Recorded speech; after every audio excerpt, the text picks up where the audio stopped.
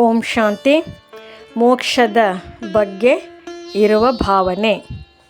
ಜೀವನದಲ್ಲಿ ಬೇಸತ್ತವರು ಜನನ ಮರಣ ಚಕ್ರದಿಂದ ಬಿಡುಗಡೆ ಹೊಂದಿ ಶಾಶ್ವತವಾಗಿ ನಿರ್ವಾಣಧಾಮ ಮುಕ್ತಿಧಾಮದಲ್ಲಿಯೇ ಇರಲು ಬಯಸುವರು. ಅದನ್ನು ಮೋಕ್ಷ ಎನ್ನುವರು. ಮೋಕ್ಷವನ್ನು ಹೊಂದಿ ಈ ಜಗತ್ತನ್ನು ತೊರೆದು ಪರಂಧಾಮದಲ್ಲಿಯೇ ಇರಲು ಬಯಸುತ್ತಾರೆ. ಅಂದರೆ ಈ ಜಗತ್ತಿನಲ್ಲಿ ದುಃಖ, ಕಷ್ಟ, ಕಾರ್ಪಣ್ಯಗಳು ಇದ್ದೇವೆ. ಇಲ್ಲಿಯೇ ಸುಖ ಕಾಗವಿಷ್ಟ ಸಮಾನ ಎಂದು ತಿಳಿಯುತ್ತಾರೆ. ಅದಕ್ಕೆ ಮೋಕ್ಷವನ್ನು ಕೊಡು ಎಂದು ಪರಮಾತ್ಮನ ಹತ್ತಿರ ಮೊರೆ ಇಡುವರು.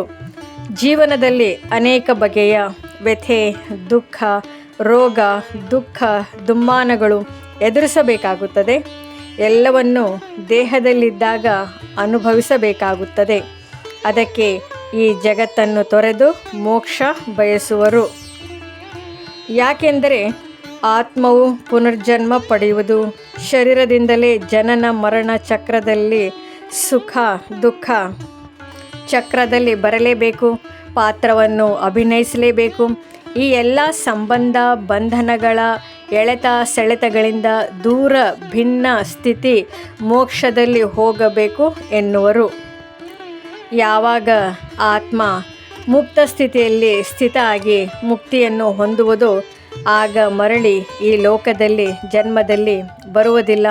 ಅವರು ಪರಂಧಾಮದಲ್ಲಿಯೇ ಬ್ರಹ್ಮತತ್ವದಲ್ಲಿ ಲೀನವಾಗಿ ಬಿಡುವುದು ಎಂದು ಭಾವನೆ ಪಡುತ್ತಾರೆ.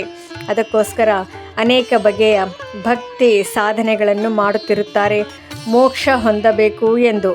ಮೋಕ್ಷವು ಶ್ರೇಷ್ಠವಾದದ್ದು, ಸ್ವರ್ಗಕ್ಕಿಂತ ಶ್ರೇಷ್ಠವಾದ ಸ್ಥಿತಿ ಎನ್ನುವರು. ಅದಕ್ಕೋಸ್ಕರ ಶಾಶ್ವತ ಮುಕ್ತಿಧಾಮದಲ್ಲಿ ಪರಮಾತ್ಮನಲ್ಲಿ ಐಕ್ಯವಾಗುವುದೆಂದು ತಿಳಿದು ಮೋಕ್ಷವನ್ನು ಬಯಸುತ್ತಾರೆ. ಆತ್ಮಗಳು ಪರಮಾತ್ಮನಲ್ಲಿ ಐಕ್ಯವಾಗುವುದಿಲ್ಲ. ಆತ್ಮಗಳು ಪರಮಾತ್ಮನಲ್ಲಿ ಲೀನವಾಗುತ್ತವೆ ಎಂಬುದು ಒಂದು ಭಾವನೆ ಅಥವಾ ಭ್ರಾಂತಿ ಎಂದು ಹೇಳಬಹುದು.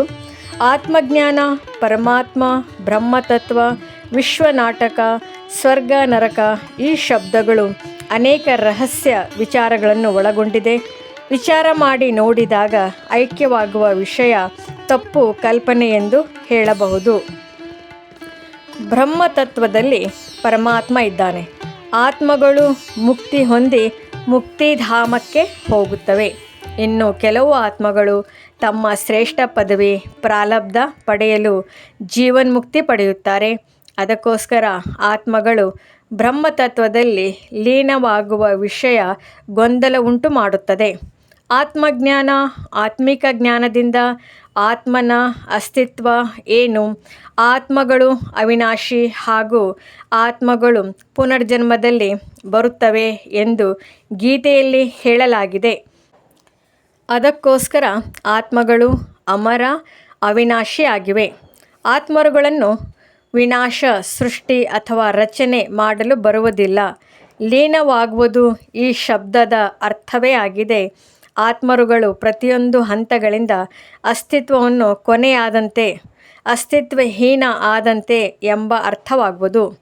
ಒಂದು ರೀತಿಯಲ್ಲಿ ವಿಚಾರಿಸಿದಾಗ ಆತ್ಮರುಗಳೆಲ್ಲ ಪರಂಧಾಮಕ್ಕೆ ಹೋಗಿ ಅಲ್ಲಿಯೇ ಮೋಕ್ಷ ಅಥವಾ ಲೀನ ಹಾಗೂ ಐಕ್ಯವಾದರೆ ಆತ್ಮರುಗಳು ಅವಿನಾಶಿ, ಅಮರ, ಅನಾದಿ ಎಂದು ಹೇಳಲು ಬರುವುದಿಲ್ಲ. ಬ್ರಹ್ಮತತ್ವ ಪರಮಾತ್ಮ ಇರುವ ಸ್ಥಾನ ಅಷ್ಟೇ, ಅದೇ ಪರಮಾತ್ಮ ಅಲ್ಲ. ಬ್ರಹ್ಮತತ್ವ ಇದು 6ನೆಯ ತತ್ವವಾಗಿದೆ. ಆತ್ಮ ಚೈತನ್ಯ ಆಗಿದೆ. ಅದಕ್ಕೋಸ್ಕರ ಜಡ ಪ್ಲಸ್ ಚೈತನ್ಯ ಸೇರಲು ಹೇಗೆ ಸಾಧ್ಯ? ಆತ್ಮರು ತಮ್ಮದೇ ಆದ ಅಸ್ತಿತ್ವ, ತನ್ನದೇ ಆದಂತಹ ವ್ಯಕ್ತಿತ್ವ, ಸಂಸ್ಕಾರ, ಗುಣಲಕ್ಷಣಗಳನ್ನು ಹೊಂದಿರುತ್ತವೆ. ಅದು ಇನ್ನೊಬ್ಬರಿಗೆ ಹೋಲಿಸಲು ಬರುವುದಿಲ್ಲ.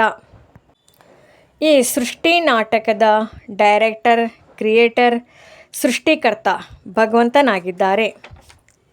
ಆತ್ಮರುಗಳು ಪಾತ್ರ ಅಭಿನಯಿಸುವ ಪಾತ್ರಧಾರಿಗಳು. ಒಂದು ಪಿಕ್ಚರ್ ಡೈರೆಕ್ಟರ್ನಲ್ಲಿ ಹೀರೋ ಹೀರೋಯಿನ್ ಐಕ್ಯವಾಗಲು ಹೇಗೆ ಸಾಧ್ಯ? ಆತ್ಮ ದೇಹದಲ್ಲಿದ್ದಾಗ ಅದು ಜೀವಾತ್ಮ, ಶರೀರ ಬಿಟ್ಟಾಗ ಅದು ಅಸ್ಥಿ ಪಂಜರವಾಗುತ್ತದೆ. ಓಂ ಶಾಂತಿ.